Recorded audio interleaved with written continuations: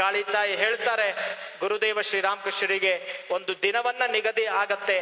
1886 August 16ನೇ ತಾರೀಕು ಮಧ್ಯರಾತ್ರಿ 1:03. ಗುರುದೇವ ಶ್ರೀರಾಮಕೃಷ್ಣರು ಅವರ ಮಹಾಸಮಾಧಿ ಸಂಪೂರ್ಣ ಲಿಖಿತ ಇಚ್ಛಾಮರಣಿಗಳು ಮಹಾಸಮಾಧಿ. ಯಾವ ಸಮಯ, ಯಾವ ಗಳಿಗೆ, ಯಾವ ವೇಳೆ, ಯಾವ ದಿನ ಸಂಪೂರ್ಣವಾಗಿ ಅದನ್ನು ದೃಢಪಡಿಸಿದ್ರು. ತನ್ನ ಒಂದು ಮಹಾಸಮಾಧಿಗೆ ಮುಂಚೆ 5 ದಿವಸದ ಮುಂಚೆ ತನ್ನ ಶಕ್ತಿಯನ್ನೆಲ್ಲ ನರೇಂದ್ರನಿಗೆ ದಾರ ಎರೀತಾರೆ. ನರೇಂದ್ರನಿಗೆ ಹೇಳ್ತಾರೆ, ನರೇನ್, ಇವತ್ತು ನನ್ನ ಶಕ್ತಿಯನ್ನ ನಿನಗೆ ದಾರ ಎರೀತಾ ಇದ್ದೀನಿ ಅಂತ ಹೇಳಿ ನರೇಂದ್ರನನ್ನ ಅಪ್ಪಿಕೊಂಡು ಕಣ್ಣೀರು ಹಾಕ್ತಾರೆ. ಕಣ್ಣೀರು ಹಾಕಿ, ನರೇನ್, ನನ್ನ ಒಳಗಡೆ ಇವತ್ತು ಶಕ್ತಿ ಎಲ್ಲ ಖಾಲಿ ಆಯ್ತು. ಬೆಲೂನಿಗೆ ಗಾಳಿ ಇದ್ರೆ ಮಾತ್ರ ಬೆಲೂನ್ ಇರುತ್ತೆ, ಗಾಳಿ ಇಲ್ಲ ಅಂದ್ರೆ ಬೆಲೂನ್ ಇಲ್ಲ. ಇವತ್ತು ನನ್ನ ಒಳಗಡೆ ಕಾಳಿಯ ಗಾಳಿ ಹೋಗಿದೆ. ಆ ಎಲ್ಲ ಶಕ್ತಿ ನಿನಗೆ ದಾರೆ ಎರೆದಿದ್ದೀನಿ. ನೀನು ಜಗತ್ತಿಗೆ ಸಾಧನೆಯನ್ನ ತೋರಿಸ್ತೀಯ. ಮುಂದೆ ಒಂದು ದಿನ ಬರುತ್ತೆ ನರೇನ್, ನೆನಪಿಟ್ಟುಕೋ, ಕಾಳಿತಾಯಿಯ ಇಚ್ಛೆಯ ಮೂಲಕ, ನನ್ನ ಪ್ರೀತಿ ಪ್ರಾರ್ಥನೆ ಆಶೀರ್ವಾದದ ಮೂಲಕ ನೀನು ಇಡೀ ಜಗತ್ತಿನಲ್ಲಿ ವಂದನೆಯನ್ನ ಪಡಿತೀಯ, ಇಡೀ ಜಗತ್ತಿನಲ್ಲಿ ಗೌರವವನ್ನ ಪಡಿತೀಯ, ಇಡೀ ಜಗತ್ತು ಕಾಣದಂತಹ ಸಾಧನೆಯನ್ನ ಮಾಡ್ತೀಯ. ನರೇನ್, ಇದನ್ನ ನೆನಪಿಟ್ಟುಕೋ ಅಂತ ಹೇಳಿ ಗುರುದೇವ ಶ್ರೀರಾಮಕೃಷ್ಣರು ಹೇಳ್ತಾರೆ. ನರೇಂದ್ರ ಹೇಳ್ತಾನೆ, ಗುರುದೇವ್ ಠಾಕೂರ್ಜಿ, ನನಗೊಂದು ಸಂಶಯ ಇದೆ. ನಿಮ್ಮ ಅವತಾರದ ಶ್ರೇಷ್ಠತೆಯನ್ನು ನನಗೆ ತೋರಿಸ್ಬೇಕು. ನೀವು ಸಾಮಾನ್ಯರಲ್ಲ, ಅಸಾಮಾನ್ಯ ಕಾರ್ಯವನ್ನ ಮಾಡಿದ್ರಿ. ಎಷ್ಟೋ ಜನರಿಗೆ ಆದರ್ಶರಾದ್ರಿ, ಎಷ್ಟೋ ಜನರ ಕಣ್ಣೀರನ್ನ ಒರೆಸಿದ್ರಿ, ಎಷ್ಟೋ ಜನರಿಗೆ ಕಾಳಿತಾಯಿಯ ದಿವ್ಯವಾದ ಕೃಪೆಯನ್ನ ಕೊಟ್ರಿ. ನೀವು ಖಂಡಿತ ಸಾಮಾನ್ಯರಲ್ಲ. ನೀವು ಯಾವುದೋ ಒಂದು ಅವತಾರದ ಅಂಶವನ್ನ, ಈ ಲೀಲೆಯನ್ನ ಕಲಿಯುಗದಲ್ಲಿ ನಡೆಸ್ಲಿಕ್ಕೆ ಬಂದವರು. ಅವತಾರದ ಶ್ರೇಷ್ಠತೆಯನ್ನ ಹೇಳ್ತೀರಾ ಅಂತಂದಾಗ ಗುರುದೇವರು ಹೇಳ್ತಾರೆ, ಯಾವ ರಾಮ ರಾಮಾಯಣದ ಮೂಲಕ ಲೀಲೆಯನ್ನ ತೋರಿಸಿದ, ಯಾವ ಕೃಷ್ಣ ಭಗವದ್ಗೀತೆಯ ಮೂಲಕ ಒಂದು ಲೀಲೆಯನ್ನ ತೋರಿಸಿದ, ಈ ರಾಮ ಕೃಷ್ಣ ಸಂಗಮವಾಗಿ ಈ ರಾಮಕೃಷ್ಣರಲ್ಲಿ ಒಂದಾಗಿದ್ದೇನೆ ಅಂತ ಹೇಳಿ ಗುರುದೇವ ಶ್ರೀರಾಮಕೃಷ್ಣರು ತನ್ನ ಅವತಾರದ ಒಂದು ಶ್ರೇಷ್ಠತೆಯನ್ನ ಹೇಳ್ತಾ ಆಗಸ್ಟ್ 16 ಮಧ್ಯರಾತ್ರಿ 1:03 ಮಹಾಸಮಾಧಿಯನ್ನ ಹೊಂದುತ್ತಾರೆ. ಅಂಥ ಗುರುದೇವರಿಗೆ ಮಹಾಸಮಾಧಿ ಆದ್ಮೇಲೆ ತಾಯಿ ಶಾರದಾ ಮಾತೆಯವರು ಶರಣಾಗ್ತಾರೆ. ನರೇಂದ್ರನಾಥ ದತ್ತ, ಸ್ವಾಮಿ ವಿವೇಕಾನಂದರು ಶರಣಾಗ್ತಾರೆ. ಅವರ ಎಲ್ಲ ಶಿಷ್ಯ ವರ್ಗದವರು, ಭಕ್ತ ವರ್ಗದವರು ಶರಣಾಗ್ತಾರೆ. ಸೊ ಶರಣಾಗತಿಯ ಸಂಕೇತ, ವ್ಯಾಕುಲ ಕಂಬನಿಯ ಸಂಕೇತ, ಸರಳತೆಯ ಒಂದು ಮೂರ್ತಿಯಾಗಿದ್ದ, ಭಕ್ತಿಯ ಪ್ರತಿನಿಧಿಯಾಗಿದ್ದ, ಸರ್ವ ಧರ್ಮ ಸಮನ್ವಯದ ಒಂದು ಶ್ರೇಷ್ಠತೆಯಾಗಿದ್ದ ಭಗವಾನ್ ಶ್ರೀರಾಮಕೃಷ್ಣರಿಗೆ ಈ ಒಂದು ಪದ್ಯವನ್ನ ಹೇಳುವ ಮೂಲಕ ನಾವು ವಿಶೇಷವಾದಂತ ಒಂದು ಗೌರವದ ನಮನವನ್ನ ಅರ್ಪಿಸ್ತಾ ಇದ್ದೀವಿ. ನಾನು ನಿಮ್ಮ ಎಲ್ಲರಲ್ಲೂ ಒಂದೇ ಒಂದು ಪ್ರಾರ್ಥನೆ ಮಾಡ್ಕೋತೀನಿ. ಈ ಒಂದು ಪದ್ಯ ಬಹಳ ಸುಂದರವಾದಂತ ಪದ್ಯ. ನಮ್ಮ ಜೀವಂತಿಕೆಯನ್ನ ಇನ್ನಷ್ಟು ನಾವೊಂದು ಕೈಚಪ್ಪಾಳೆಯ ಮೂಲಕ ಅದನ್ನ ಸಲ್ಲಿಸೋಣ ಅನ್ನುವಂಥ ನನ್ನ ಒಂದು ಪ್ರಾರ್ಥನೆ. ಗುರುದೇವ ಶ್ರೀರಾಮಕೃಷ್ಣ ಪರಮಹಂಸರು ಹೇಳ್ತಾ ಇದ್ರು, ಅವರ ಒಂದು ಜೀವಿತ ಅವಧಿಯಲ್ಲಿ ಸತ್ಸಂಗದಲ್ಲಿ ಸಂಕೀರ್ತನೆ ಭಜನೆಯಲ್ಲಿ ಇದ್ದಾಗ ಹೇಳ್ತಾ ಇದ್ರು, ನೀವ್ ಯಾಕೆ ಕೈಚಪ್ಪಾಳೆ ತಟ್ಟಬೇಕು ಅಂತ ಹೇಳಿ ಅವರು ಒಂದು ಉದಾಹರಣೆ ಕೊಡ್ತಾ ಇದ್ರು.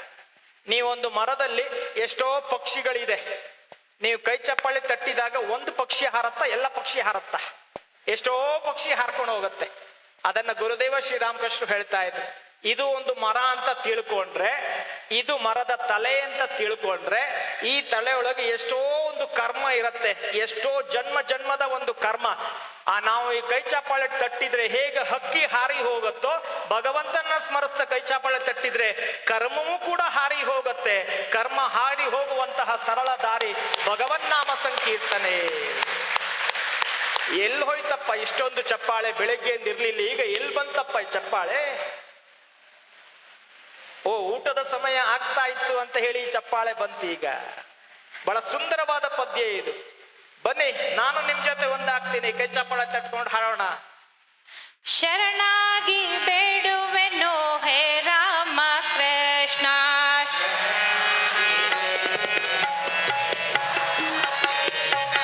ಪರಗುರುವೇ ನೀ ಪೊರೆಯೋ ಜೈ ರಾಮ ಕೃಷ್ಣ,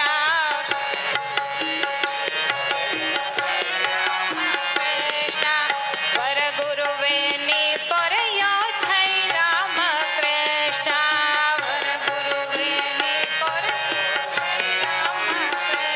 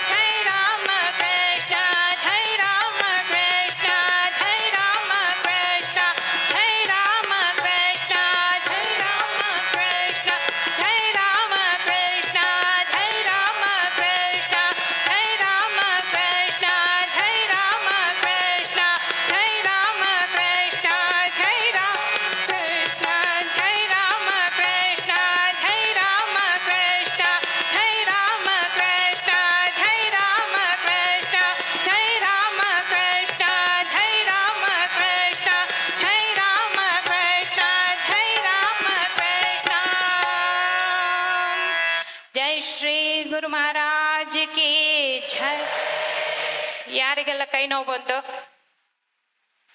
ಸದ್ಯ ಗುರು ಮಹಾರಾಜರು ಇಂಥ ಪದ್ಯಕ್ಕೆ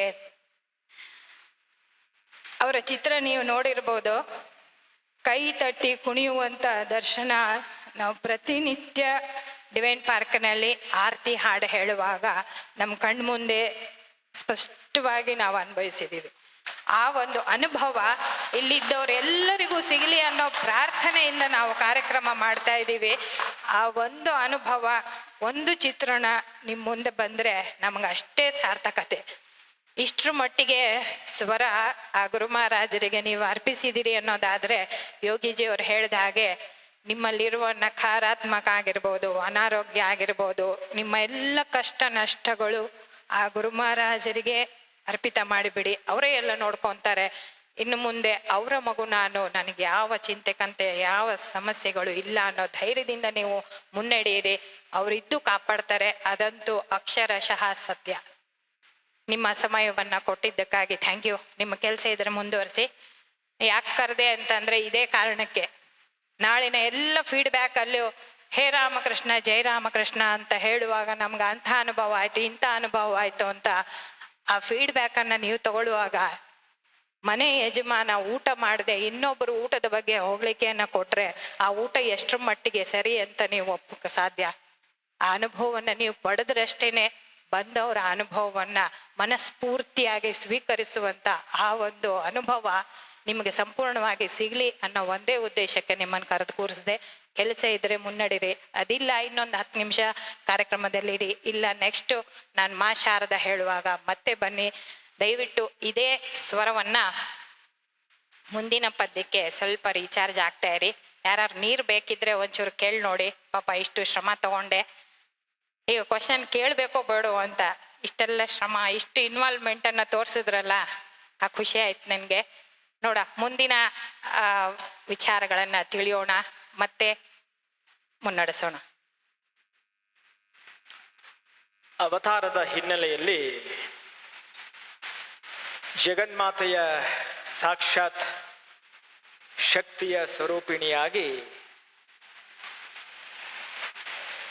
ಗಯಾದಲ್ಲಿ ಗದಾಧರನ ಸನ್ನಿಧಾನದಲ್ಲಿ ಪ್ರಾರ್ಥನೆಯನ್ನು ಸಲ್ಲಿಸ್ತಾ ಇರುವಾಗ ಗದಾಧರನೇ 6-7 ವರ್ಷದ ಬಾಲಕನಾಗಿ ಅವತಾರವನ್ನ ಎತ್ತುವೆ ಅಂತ ಹೇಳಿದಾಗ ಈ ಅವತಾರದ ಹಿನ್ನೆಲೆಯಲ್ಲಿ ಯಾವತ್ತೂ ಕೂಡ ನಮ್ಮ ವೇದಾಂತದ ಪರಂಪರೆಯಲ್ಲಿ ಶಿವನ ಜೊತೆ ಶಕ್ತಿ ಇದ್ದೇ ಇರ್ತಾಳೆ. ಸೊ ಶಿವ ಶಕ್ತಿ ಸ್ವರೂಪಿಣಿ, ಬ್ರಹ್ಮ ಜಗಜ್ಜನನಿ ಸ್ವರೂಪಿಣಿ ಅಂತ ಹೇಳಿ ಶಕ್ತಿಯ ಮಹಿಮೆಯನ್ನ ವಿಶೇಷವಾದ ರೀತಿಯಲ್ಲಿ ಪೂಜನೆ ಮಾಡುವಂತಹ ಒಂದು ಪರಂಪರೆ ನಮ್ಮ ಸನಾತನ ಹಿಂದೂ ಧರ್ಮದ ಪರಂಪರೆಯಲ್ಲಿ. ಅಂಥ ಒಂದು ಸಂದರ್ಭ ಮುಂದಿನ ಕೆಲವೊಂದು ಕ್ಷಣ ತಾಯಿ ಶಾರದಾ ಮಾತೆಯವರ ಜೀವನ ಸಂದೇಶ ಆದರ್ಶವನ್ನ ತಿಳ್ಕೊಳ್ಳುವಂತಹ ಪ್ರಯತ್ನವನ್ನ ಮಾಡೋಣ. ಹೇಗೆ ಬೆಂಗಾಲದಲ್ಲಿ 2 ಪ್ರಸಿದ್ಧವಾದಂತಹ ಕುಟುಂಬ, ಒಂದು ಚಟ್ಟೋಪಾಧ್ಯಾಯ, ಇನ್ನೊಂದು ಮುಖ್ಯೋಪಾಧ್ಯಾಯ, ಮೂರನೆಯದು ಪರಂಪರೆ ಚಟರ್ಜಿ ಕುಟುಂಬ, ನಾಲ್ಕನೆಯದ್ದು ಬ್ಯಾನರ್ಜಿ ಕುಟುಂಬ. ಈ 4 ಕುಟುಂಬ ನೀವು ಬಂಗಾಲದಲ್ಲಿ ನೋಡಿದ್ರೆ ಶ್ರೇಷ್ಠವಾದಂತಹ ಒಂದು ಕುಟುಂಬ. ಬೇಕಾದಷ್ಟು ಜನ ನಿಮ್ಗೆ ಸಿಗ್ತಾರೆ. ಮುಖ್ಯೋಪಾಧ್ಯಾಯ, ಚಟ್ಟೋಪಾಧ್ಯಾಯ, ಬ್ಯಾನರ್ಜಿ ಮತ್ತು ಚಟರ್ಜಿ. ಅಂತಹ ಒಂದು ರಾಮಚಂದ್ರ ಮುಖ್ಯೋಪಾಧ್ಯಾಯ ಹಾಗೂ ಶ್ಯಾಮಸುಂದರಿ ದೇವಿಯ ದೊಡ್ಡ ಮಗಳಾಗಿ ಅವತರಿಸಿದಂತಹ ಶ್ರೇಷ್ಠ ಮಾತೆ ಶಾರದಾಮಣಿ ದೇವಿ 1853ನೇ ಇಸವಿ ಡಿಸೆಂಬರ್ 22ನೇ ತಾರೀಕಿನಂದು ಜನನ ಆಗತ್ತೆ. ಆದರೆ ಜನನದ ಹಿಂದೆ ಪುನಃ ಇಲ್ಲಿ ಅವತಾರ. ಹೇಗೆ ಗುರುದೇವ ಶ್ರೀರಾಮಕೃಷ್ಣರ ಅವತಾರದ ಶ್ರೇಷ್ಠತೆ ಗದಾಧರ ಸಾರಿದನೋ, ಇಲ್ಲಿ ಲಕ್ಷ್ಮಿ ಅಥವಾ ಸರಸ್ವತಿ ಅಥವಾ ಜಗಜ್ಜನನಿ ದುರ್ಗೆ ಯಾವುದೇ ಇರಲಿ ಅವತಾರ ಶಕ್ತಿಯೇ ಸಾರಬೇಕಾಗತ್ತೆ. ಇವತ್ತಿಗೂ ನೀವು ಜಯರಾಂಬಟ್ಟಿ ಗ್ರಾಮಕ್ಕೆ ಹೋದ್ರೆ, ಕಮಾರ್ಪುಕುರ ಗ್ರಾಮದಿಂದ 6 ಕಿಲೋಮೀಟರ್ ದೂರದಲ್ಲಿ ಹೋದ್ರೆ ಇವತ್ತಿಗೂ ಜಯರಾಂಬಟ್ಟಿ ಗ್ರಾಮದಲ್ಲಿ, ಆ ಗ್ರಾಮದಲ್ಲಿ ಶಾರದಾಮಣಿ ದೇವಿ ಹುಟ್ಟಿದ್ದು. ಆ ಗ್ರಾಮದಲ್ಲಿ ಸಿಂಹವಾಹಿನಿ ದುರ್ಗೆಯ ಒಂದು ದೇವಸ್ಥಾನ ಇದೆ, ಇವತ್ತಿಗೂ ಇದೆ ಅದು. ಆ ದೇವಸ್ಥಾನದಲ್ಲಿ ಒಂದು ದಿನ ರಾಮಚಂದ್ರ ಮುಖ್ಯೋಪಾಧ್ಯಾಯ ಪ್ರಾರ್ಥನೆಯನ್ನ ಸಲ್ಲಿಸ್ತಾ ಇರ್ತಾರೆ. ಇನ್ನೊಂದು ಸಂದರ್ಭದಲ್ಲಿ ತಾಯಿ ಶ್ಯಾಮಸುಂದರಿಯು ಪ್ರಾರ್ಥನೆಯನ್ನ ಸಲ್ಲಿಸ್ತಾ ಇರ್ತಾಳೆ.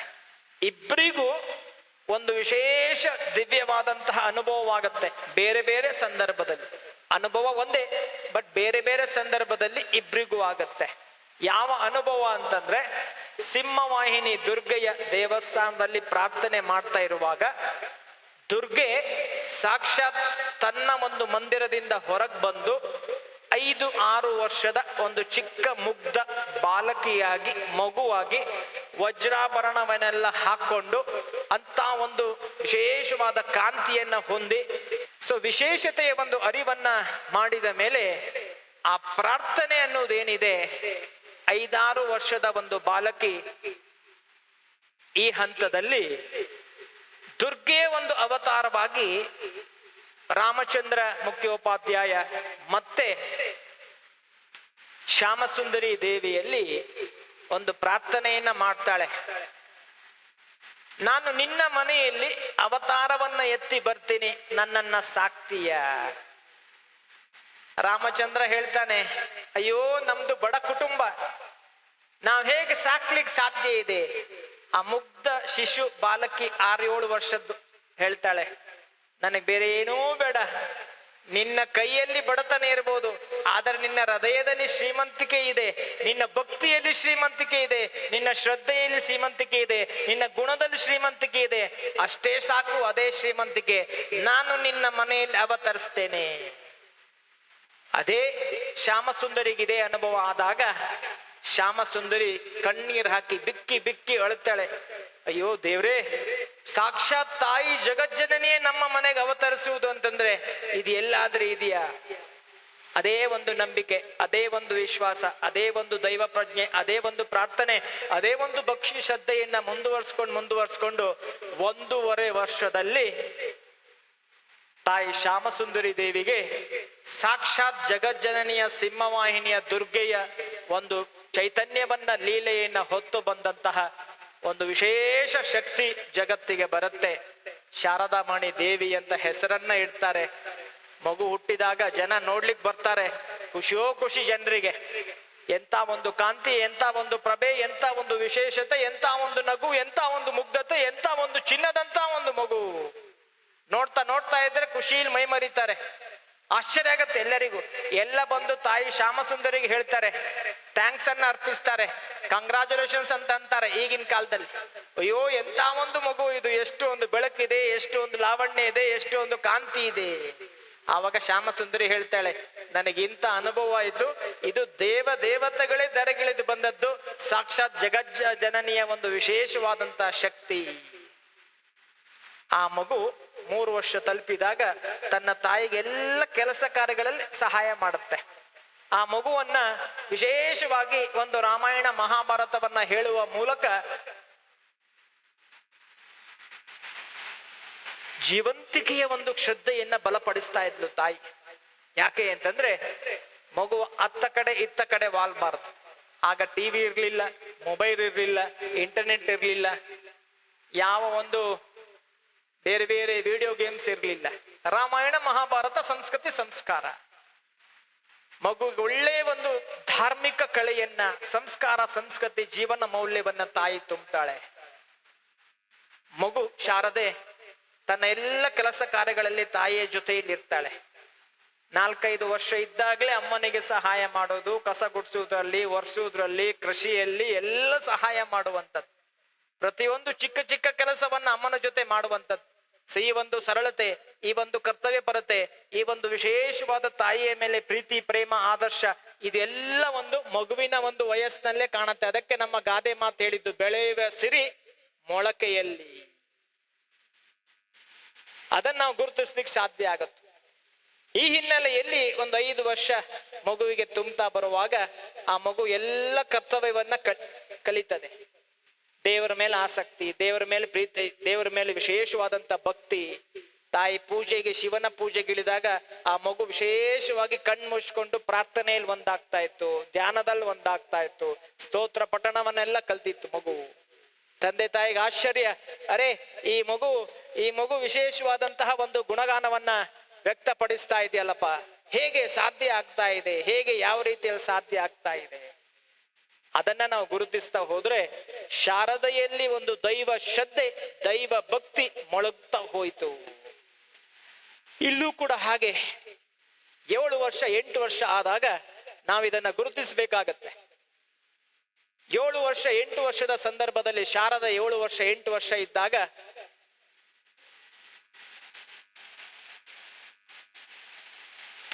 ಶಾರದೆ 7 ವರ್ಷ 8 ವರ್ಷ ಇದ್ದಾಗ ನಾವು ಸಾಮಾನ್ಯವಾಗಿ ಗುರುತಿಸಬೇಕಾಗತ್ತೆ. ಹೇಗೆ ಗದಾಧರನ ಜೀವನದಲ್ಲೂ ಕೂಡ ತಂದೆಯ ಒಂದು ಸಾವು ಗದಾಧರನಲ್ಲಿ ಒಂದು ಪರಿವರ್ತನೆಯನ್ನು ಉಂಟು ಮಾಡ್ತೋ, ಅದೇ ರೀತಿಯಲ್ಲಿ ಇಲ್ಲೂ ಕೂಡ ಹಾಗೆ ಶಾರದೆಯ ತಂದೆ ಹಲವಾರು ಒಂದು ಕಾರಣದಿಂದ ಭಕ್ತಿಯಿಂದ ಪ್ರಾರ್ಥನೆ ಸಲ್ಲಿಸುವಾಗಲೇ ಹೃದಯಘಾತದಿಂದ ಸಾವು ಸಂಭವಿಸುತ್ತೆ. ತಾಯಿಯ ಸಂಕಟ ಹೆಚ್ಚಾಗತ್ತೆ. ಶ್ಯಾಮಸುಂದರಿ ದೇವಿ ಆ ಸಂಕಟವನ್ನ ನೋಡಿ ದೊಡ್ಡ ಮಗಳು ಶಾರದೆಗೆ ಇನ್ನಷ್ಟು ಸಂಕಟ ಆಗತ್ತೆ. ಅರೆ, ತಂದೆ ಈಗ ಇದ್ದ, ಈಗ ಇಲ್ಲ, ಹೇಗೆ ಇದು ಸಾಧ್ಯ ಆಯಿತು? ಅಮ್ಮನ ದುಃಖವನ್ನ ಹೇಗೆ ನಿವಾರಿಸುವಂಥದ್ದು? ಇದೇ ಒಂದು ದುಃಖದ ಚಿಂತನೆಯಲ್ಲಿ ಮುಳುಗಿರ್ತಾರೆ. ಅದೇ ಸಂದರ್ಭದಲ್ಲಿ ವಿವಾಹದ ಚಿಂತನೆ ನಡೀತದೆ. ಅದಾಗ್ಲೇ ಹೇಳಿದ ಹಾಗೆ ಗುರುದೇವ ಶ್ರೀರಾಮಕೃಷ್ಣ ಲೀಲೆಯಲ್ಲಿ ಒಂದಾಗುವಂತಹ ಒಂದು ಪರಂಪರೆ ಅಲ್ಲಿ ಬರುತ್ತೆ. ಈ ಒಂದು ಹಿನ್ನೆಲೆಯಲ್ಲಿ ಸಾಮಾನ್ಯವಾಗಿ ನಾವು ಗುರುತಿಸಬೇಕಾದಂತ ಕಲೆ ಯಾವುದು ಅಂತಂದ್ರೆ, ಗುರುದೇವ ಶ್ರೀರಾಮಕೃಷ್ಣರ ಇಚ್ಛೆಗೆ ಅನುಗುಣವಾಗಿ ಕಾಳಿತಾಯಿಯ ಒಂದು ಜೀವಂತಿಕೆಯ ಒಂದು ಶಕ್ತಿಯಾಗಿ ನಾವು ಸಾಮಾನ್ಯವಾಗಿ ಚಿಂತನೆಯನ್ನ ಮಾಡಬೇಕಿಲ್ಲಿ. ಗುರುದೇವರೇ ಹೇಳ್ತಾರೆ, ನನಗೆ ಕಾಳಿತಾಯಿ ಸ್ಪಷ್ಟಪಡಿಸಿದಾಳೆ, ಶಾರದೆ ಇಲ್ಲಿದ್ದಾಳೆ. ಹೇಗೆ ಶಾರದೆಯ ಒಂದು ವಿವಾಹ ಆಗತ್ತೆ, ಆಧ್ಯಾತ್ಮಿಕ ಉನ್ನತಿ ಪ್ರಾರಂಭ ಆಗತ್ತೆ. ತದನಂತರ ಯಾವಾಗ ಶಾರದೆಗೆ 18 ವರ್ಷ ಆಗತ್ತೆ, 18 ವರ್ಷದ ತನಕ ತನ್ನ ತಾಯಿಯ ಜೊತೆಯಲ್ಲಿ ಜಯರಾಮ್ ಭಟ್ಟಿಯಲ್ಲಿ ಬದುಕ್ತಾ ಇರ್ತಾಳೆ. ಎಲ್ಲ ಕೆಲಸ ಕಾರ್ಯಗಳು, ಬಡಬಗ್ಗರಿಗೆ ದಾನ, ಬಂದವರಿಗೆಲ್ಲರಿಗೂ ಕೂಡ ಊಟ ಉಪಚಾರಗಳು. 18 ವರ್ಷ ತನಕ ತನ್ನ ತಾಯಿಯ ಜೊತೆ ಶಾರದಾ ಮಾತೆಯವರು, ನೀವು ಶಾರದಾ ಮಾತೆಯವರ ಜೀವನ ಚರಿತ್ರೆಯನ್ನು ನೋಡ್ಬೋದು. ನನ್ನ ಯೋಗ ಬನದಲ್ಲಿ ಯಾರೆಲ್ಲ ತಾಯಂದ್ರು ಬರ್ತಾರೆ ಆಸ್ಪತ್ರೆಗೆ, ಸಂಕಷ್ಟ ಹೊತ್ತು, ನೋವನ್ನ ಹೊತ್ತು, ಯಾತನೆಯನ್ನ ಹೊತ್ತು ಬಂದಂತ ತಾಯಂದ್ರಿಗೆ ನಾವು ಹೇಳುವಂತ ಒಂದೇ ಒಂದು ಚಿಕಿತ್ಸೆ, ದಿನದಲ್ಲಿ 10 ನಿಮಿಷ ತಾಯಿ ಶಾರದಾ ಮಾತೆಯವರ ಜೀವನ ಚರಿತ್ರೆ ಒಂದು 4 ಪುಟವನ್ನ ಓದಿ. ನಮ್ಮ ಯೋಗ ಬನದಲ್ಲಿ ಎಷ್ಟೋ ಬಂಧು ಬಾಂಧವರು, ಮನಃಶಾಂತಿ ಇಲ್ದಿದ್ದವರು, ನಿದ್ರೆ ಬರೆದಿದ್ದವರು ರಾತ್ರಿ ಮಲಗುವ ಮುಂಚೆ ತಾಯಿ ಶಾರದಾ ಮಾತೆಯವರ ಪುಸ್ತಕವನ್ನ ನಾವು ರೂಮ್ ನಲ್ಲಿ ಇಟ್ಟಿದ್ದೀವಿ ಉಚಿತವಾಗಿ. ಯಾಕೆ ಉಚಿತವಾಗಿ ಇಟ್ಟಿದ್ದೀವಿ ಅಂತಂದ್ರೆ, ಪುಸ್ತಕ ಏನು ಉಚಿತ, ಆದರೆ ಓದಿದ್ರೆ ನೆಮ್ಮದಿ ಖಚಿತ. ಸೊ ಆ ಒಂದು ಉದ್ದೇಶಕ್ಕೋಸ್ಕರ ನಾವು ಆ ಪುಸ್ತಕವನ್ನ ಅಲ್ಲಿ ರೂಮ್ ನಲ್ಲಿ ಇಟ್ಟಿದ್ದೀವಿ. ಆ ನೆಮ್ಮದಿ ಸಿಗಬೇಕಾದ್ರೆ ಭಗವಂತನ ಚಿಂತನೆ ಮುಖ್ಯ. ಎಷ್ಟೋ ತಾಯಂದ್ರು ನನ್ನ ಕನ್ಸಲ್ಟೇಷನ್ ಕಣ್ಣೀರ್ ಹಾಕ್ತಾರೆ, ಸರ್ ನೀವು ಹೇಳಿ ಸತ್ಯ. ನಾನು ಹೇಳ್ತೀನಿ, ನಾನು ಹೇಳುದೆಲ್ಲ ಸತ್ಯವೇ, ಸುಳ್ಳು ಹೇಳುದಿಲ್ಲ. ನಾವು ನಿನ್ನೆ ರಾತ್ರಿ ಓದಿದೀವಿ ಸರ್, ಎಂತ ಒಂದು ಜೀವನ, ತಾಯಿ ಮಾತೆಯವರದ್ದು ಎಂತ ಜೀವನ. ಯಾಕೆ ಅಂತಂದ್ರೆ, ನಾವೀಗ ಗಂಡ ಹೆಂಡತಿ ಒಬ್ಬ ಮಗ ಇದ್ರೆ ಎಷ್ಟು ಕಷ್ಟ, ನನ್ನ ಜೀವನ ಅಂದ್ರೆ ಯಾರಿಗೂ ಬೇಡ ಅಂತೀವಿ, ಹೆಣ್ಣಾಗಿ ಹುಟ್ಟಬಾರದಂತೀವಿ. ಅಂತ ಕಾಲದಲ್ಲಿ 19ನೇ ಶತಮಾನದಲ್ಲಿ ಅಂತ ಮಹಿಳೆಯರ ಸ್ತ್ರೀ ಶೋಷಣೆ ಇದ್ದಂತಹ ಯುಗದಲ್ಲಿ ತಾಯಿ ಶಾರದಾ ಮಾತೆಯವರ ಕಷ್ಟ, ಸಮಸ್ಯೆ, ಕುಟುಂಬದಲ್ಲಿ ಕಷ್ಟ. ದೊಡ್ಡ ಮಗಳಾಗಿದ್ದಾರೆ, ಮತ್ತೆ 4 ತಮ್ಮ, ಆಮೇಲೆ 2 ತಂಗಿ. ಆ ತಮ್ಮಂದ್ರಲ್ಲಿ ಯಾರಿಗೂ ಕೂಡ ದೈವ ಶ್ರದ್ಧೆ ಇಲ್ಲ. ಬರೇ ಅಕ್ಕನನ್ನ ಹಣಕ್ಕೋಸ್ಕರ ಚೀರಾಡ್ತಾರೆ, ಕೂಗಾಡ್ತಾರೆ, ದುಡ್ಡು ಕೊಡು ದುಡ್ಡು ಕೊಡು ದುಡ್ಡು ಕೊಡು ದುಡ್ಡು ಕೊಡು. ಇಲ್ಲಿ ತಾಯಿ ಶಾರದಾ ಮಾತೆಯವರು ನೋಡಿದ್ರೆ ದುಡ್ಡು ಮೇಲೆ ವ್ಯಾಮೋಹವೇ ಇಲ್ಲ, ಭಕ್ತಿ ಮೇಲೆ, ಶ್ರದ್ಧೆ ಮೇಲೆ, ದೈವ ಪ್ರಜ್ಞೆ ಮೇಲೆ ವ್ಯಾಮೋಹ. ಹೇಗೆ ಸಾಧ್ಯ ಆಯಿತು ಅಂತಂದ್ರೆ, ಇದು ಕರ್ಮ ರಹಸ್ಯ. ತಂದೆ ತಾಯಿಯ 3 ತಲೆಮಾರಿನ ಕರ್ಮವನ್ನ ನಾವು ಹೊತ್ತು ಬಂದಿರ್ತೀವಿ. ಅದಕ್ಕೆ ಒಬ್ರು ದೈವ ಭಕ್ತರಾಗ್ತಾರೆ, ಒಬ್ರು ಆಸ್ತಿಕರಾಗ್ತಾರೆ, ಇನ್ನೊಬ್ರು ನಾಸ್ತಿಕರಾಗ್ತಾರೆ. ಈ ಹಿನ್ನೆಲೆಯಲ್ಲಿ 18 ವರ್ಷದ ತನಕ ತಾಯಿ ಶಾರದಾ ಮಾತೆಯವರ ಜೀವನ ಕಷ್ಟದಲ್ಲಿ, ಕೆಲಸದಲ್ಲಿ, ಸೇವೆಯಲ್ಲಿ, ತ್ಯಾಗದಲ್ಲಿ, ಕರ್ತವ್ಯ ಪರತೆಯಲ್ಲಿ ಒಂದಾಗ್ತಾ ಎಲ್ಲ ಹೊಸ ಒಂದು ಕಾರ್ಯವನ್ನ ಕಲ್ತರು. ಜನಸಾಮಾನ್ಯರ ಮಧ್ಯದಲ್ಲಿ ಸಾಮಾನ್ಯರಲ್ಲಿ ಸಾಮಾನ್ಯರಾಗಿ ಬದುಕಿ ಬಾಳಿದ್ರು. ವಿಶೇಷವಾದಂತ ಒಂದು ಕರ್ತವ್ಯ ಪರತೆಯಿಂದ ತನ್ನ ಜೀವನವನ್ನ ಬೆಳಗಿಸ್ಕೊಳ್ತಾ ಹೋದ್ರು. ಯಾವಾಗ ಜಯರಾಮ್ ಭಟ್ಟಿ ಹಳ್ಳಿಯನ್ನ ಬಿಡಬೇಕಾಗತ್ತೆ, ಆವಾಗ ತಾಯಿಗೆ ಕಣ್ಣೀರು ಬರುತ್ತೆ.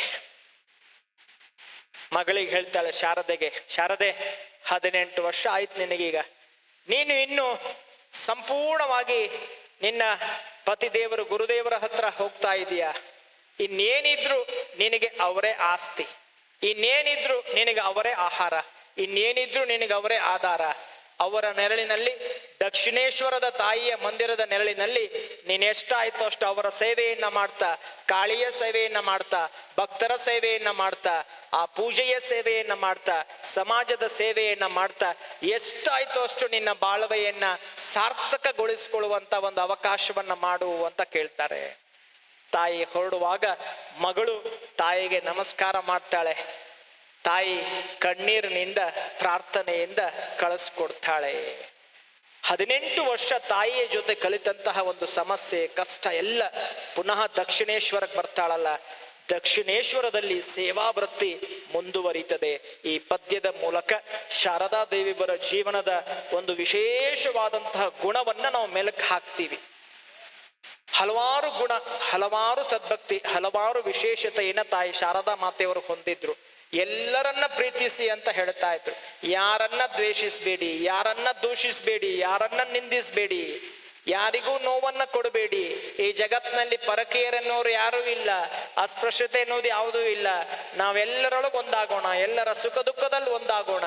ತನ್ನ ಇಂಥ ಒಂದು ಚಿಂತನೆಯಿಂದ, ಇಂಥ ಒಂದು ಗುಣದಿಂದ, ಇಂಥ ಒಂದು ಕಾರ್ಯದಿಂದ, ನಡೆ ನುಡಿ ರೀತಿ ನೀತಿ ವರ್ತನೆ ಆಗು ಹೋಗುಗಳಿಂದ ಜೀವನವನ್ನ ಯಶಸ್ಸಾಗಿ ಮಾಡಿಕೊಂಡಿದ್ಲು ತಾಯಿ ಶಾರದಾ ಮಾತೆಯವರು. ಅಂತ ಮಾತೆಗೆ ಈ ಪದ್ಯವನ್ನ ಅರ್ಪಿಸ್ತಾ ಇದ್ದೀವಿ.